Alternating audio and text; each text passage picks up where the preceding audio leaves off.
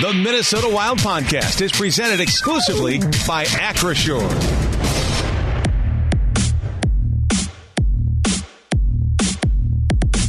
Down by the Wild locker room, Kevin Falness with Wild forward Yakov Trenin. Wild on top of the Avalanche 4-1 after 2 periods of play. Yakov, you guys said you wanted to play some better hockey going into Game 3. Mission accomplished. I know it's not done. You got the 3rd period left to play, but through 2 periods, I don't know that you guys can play much better. How have you seen it? Yeah, I think our forecheck working. We force them to make mistakes. We rush the play, throw the puck away, then we get possession, momentum. We earn power play, and special teams been good so far in this game. How big was the Faber goal? Right after McKinnon got the Avalanche on the board, you guys respond 20 seconds later. You were a big part of that. Your line got in on it. Faber gets the glory. How big was that goal? It was a huge goal. Stop their momentum right away. Don't give the hopes in their head. So it was a big goal. I know you guys don't care who's in goal. Both of them are great options, but it feels to me like Jesper Wallstedt looks calm, cool, and collected in that crease tonight. How good is it seeing him back in the net and playing some good hockey? He looks confident. He looks dialed in. So it's good for us. Last question for you. Playing with Vladimir Tarasenko, what's it mean to you? What's it like playing with number 91? He's been dominant player for a while in the league, so it's a pleasure to play with him. It's a honor. He's a loud guy, always talking, small, what to do and everything. Always helps there. I said last one more. You got a chance to play the body tonight. I know you guys love exacting your will, and that's especially you. That's your bread and butter. How much fun is it to get the body on someone and hearing the cheer from the fans? Yeah, it's very different compared to play away game. Now, every hit, they scream and give us momentum, give us energy to make another one. Great 2 periods. Go finish it off, all right? Thank you. There you go, big boy. Thank you. That is Yakov Trenin down by the Wild locker room for joining us in the intermission. We owe him a gift certificate down to Tom Reed's Hockey City Pub. Yakov Trenin through 2 periods, 5 hits delivered. One of the guys laying the lumber here as the Wild build up a 4-1 advantage. We'll take a break, and then when we continue, we got Tom Reed's hotline. Text us 64686. Your questions are next. You're listening to Wild Hockey, presented by Grand Casino.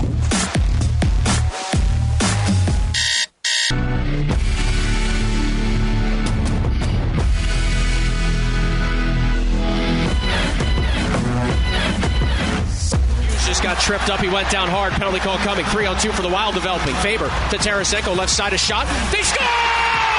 Brock Faber! Tarasenko shot. Hit Blackwood. Clanged off Faber. And the Wild get it right back. McKinnon gets the Avalanche their first goal of the hockey game, but 20 seconds later, Brock Faber reconfirms that 3-goal cushion, his 4th of the playoffs. Wild lead the Avalanche 4-1 after 2 periods of play. Welcome to Tom Reed's hotline. Text us 64686. You could win a gift certificate down to Tom Reed's Hockey City Pub. Tom Reed's up in the Al Shaver press box. To me, Tom, those other 3 goals were great and all, and they helped build that 3-goal cushion for the Wild. But that quick answer by Brock Faber right now through 2 periods, the play of the game. Yeah, and how many times have I talked about when you get a goal, when you give up a goal and you get a goal within the very few seconds remaining that after that goal. Anyway, it's a big lift for the team also because you're sitting on the bench thinking, oh, here we go again. But it didn't happen because it got that goal 20 seconds later, as you called it. All of a sudden now the energy on that bench lifts up tremendously. Minnesota has had 40 minutes of good, solid hockey. They've taken away a lot of the time and space of the Avalanche. They're not giving the Avalanche really much of a chance to really set up. And as a result of that, when the Avalanche have had those shots, the goaltender's been right there. I mean, there's a lot of credit has to go to the guy between the pipes because he gives his team a lot of confidence. Yeah, and I said that to Yakov Trenin. I mean, I don't think they care if it's Gustafsson or if it's Wallstedt, but tonight, the way Wallstedt is playing, man, he just looks calm, cool, and collected. On the other end of the ice, Scott Wedgwood chased from the game after those first 3 goals. Yeah, and you wonder why they made the change. And I said to Joe the fact that sometimes a goaltending change is made just to try to energize your team, and I think maybe that is exactly what Bedard was looking at. He was not looking so much at the goaltender as he was the team and how it was going to react to it. But I think Minnesota really saved the course with what they had to do. All right, let's jump into these questions. We'll go to this one from Alex. He's in Texas. Says if he wins, he's giving the gift card to his grandma. So good luck, Grandma. Good luck, Alex. He says the energy in this one feels way different tonight for Minnesota. Do you just chalk that up to the home ice advantage and the crowd behind them, or what's leading to this wild, really good start through 40 minutes? I think the fact they've had some rest. They've had a few games off, and the coaching staff has given them that time off. And when they've had to work on the ice, they've worked on the specialty teams. I mean, it's been very energized at Tree Arena. And we are over there. We look at the rink. We've watched those guys work out. But I think the rest really has certainly given Minnesota a chance to, get back into the mix that they're looking for and getting that opportunity to give 100% on the ice. From the 641 area code, Tom, how about that Kirill Kaprizov doing what he does best, contributes in every area of the ice, especially here in Game 3.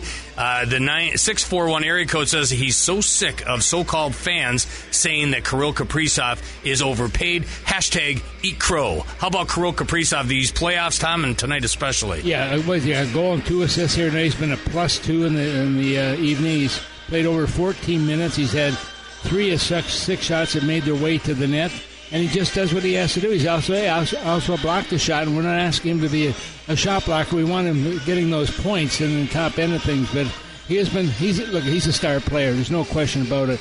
And when you're a player, you're not thinking about how much money you're making and so on when you're on the ice. You're thinking about you compete to win, and that compete factor certainly is evident in all of the Minnesota Wild players tonight. Definitely energized. From the 507 area code, Tom, what's the noise level like for you and Joe when calling a game like this? I know you guys have full headsets on, but is it difficult to hear each other when the crowd is roaring? Yeah, of course it is, and we love it. We love the fact that we can, just looking, the expression on our faces is that we look at each other after a goal is scored is joyous, and when they don't score and give up something, it's not that happy. But between up here in the broadcast booth, but I will tell you, it's fun to be in a situation like this. Everyone, and there was a story in the Denver paper a couple of days ago how bad the Wild were, and they're done after Minnesota lost both games in Denver. The writers talking about these guys are finished. They're done like toast, and so and really cut down the team.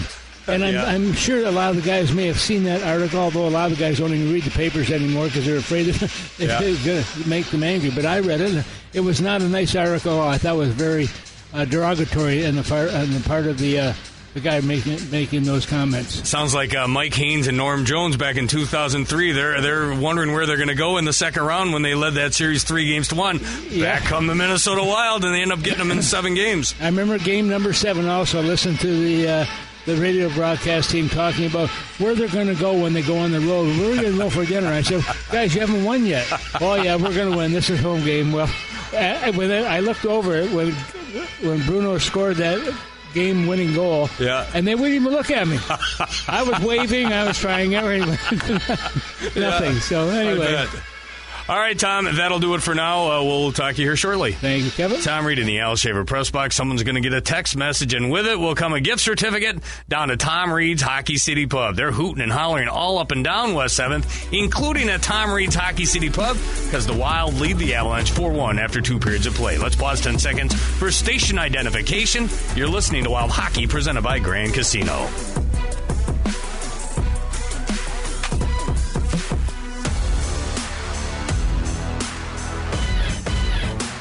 Kaprizov and Hughes on the board in the first period, including a power play goal for Quinn Hughes. Wild led 2-0 after 1 period of play. Ryan Hartman on the power play early in the second makes it 3-0. Nathan McKinnon cuts into it with his 5th of the season on a power play. 13-11 of period number 2. That makes it 3-1, but just 20 seconds later, Brock Faber, a favorable bounce, puts it back behind Mackenzie Blackwood.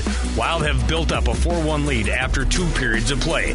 Thus far, of course, we talked about Scott Wedgwood getting the start. He's chased, giving up 3 goals on 12 shots. In comes Mackenzie Blackwood. He's stopped 5 of the 6 he's faced. Jesper Wallstedt on the other end of the ice. 12 saves in the second, 21 saves through 2 periods. Wild lead the Avalanche 4-1 in St. Paul. And they're on the power play when we continue for about 90 seconds. Nathan McKinnon in the box for cross-checking. Wild 4, Avalanche 1. The third is next. This is Wild Hockey, presented by Grand Casino. The best place to go for all your Minnesota Wild audio needs is the official Minnesota Wild podcast presented by Acrisure. Everything Minnesota Wild related, including highlights, press conferences, players, coaches, general managers, and more. It's available on the official Minnesota Wild podcast presented by Acrisure. It's all just a click away at wild.com/podcast.